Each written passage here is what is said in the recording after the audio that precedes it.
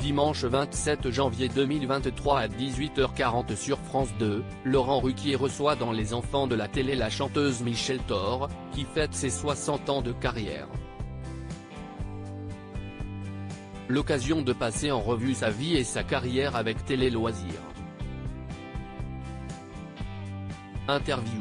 CIST ce dimanche 27 janvier 2023, à 18h40 sur France 2, que la chanteuse Michel Thor donne le coup d'envoi de la célébration de ses 60 ans de carrière aux côtés de Laurent Ruquier dans Les Enfants de la télé. Pour Télé Loisirs, elle revient sur ses débuts à Avignon, les années 60 avec Sylvie Vartan, qui a taclé une grande star de cinéma, Johnny Hallyday dont La Maison de Marne la Coquette est en vente, ou Sheila, qui a évoqué sa carrière dans un documentaire sur France 3. Mais aussi sur sa relation avec Christophe qui ne lui a pas écrit de chansons ou sur ses années tubes dans les années 70-80e. Entretien. Télé Loisirs, 60 ans de carrière, qu'est-ce que cela vous évoque ? Michel Thor, c'est assez émouvant, puisque c'est mon rêve de petite fille qui est devenu réalité. Je n'imaginais pas ma vie autrement qu'en chanson. Et j'ai eu cette chance. Quand je regarde en arrière, je ne regrette rien, je referai tout pareillement. Quelle petite fille étiez-vous ? J'adorais me retrouver toute seule la nuit dans mon lit pour rêver d'une vie de chanteuse, de la scène, de rencontrer des grands artistes comme Édith Piaf, Jacques Brel, Charles Aznavour, Gilbert Bécaud. Tous ces artistes que j'admirais et qui m'ont donné envie de faire ce métier. Je disais que j'étais chanteuse, je n'avais aucun doute. Elle rit, les doutes sont venus après. J'ai pu chanter ma chanson en première partie de Jacques Brel. J'étais bouleversé et en 1962, vous gagnez un concours de chant devant une certaine Mireille Mathieu. Oui, c'était un concours important pour la région, il se passait dans les quartiers d'Avignon et je chantais Exodus, une reprise d'Édith Piaf. Je me souviens de la grande finale sur la place du Palais des Papes. J'ai gagné cette année-là mais Mireille l'a gagné 2 ans plus tard. Vous vous souvenez de votre gain ?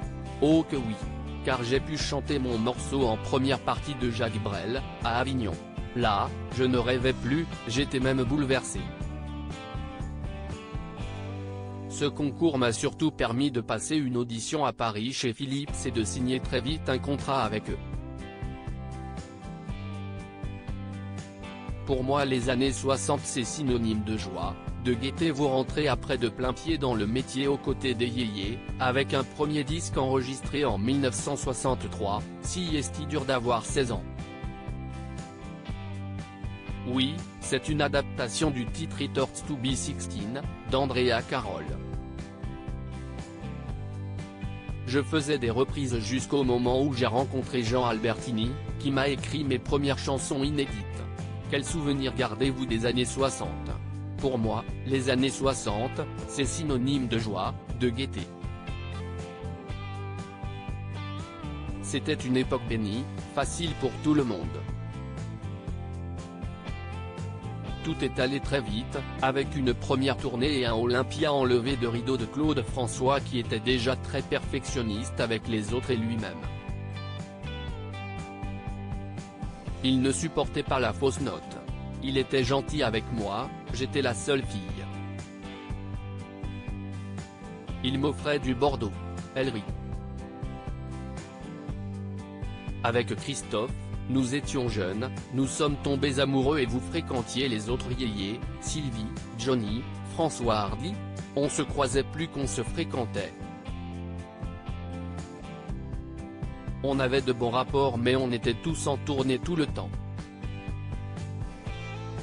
Il y avait aussi Christophe, avec qui vous avez vécu une histoire d'amour de 1965 à 1967.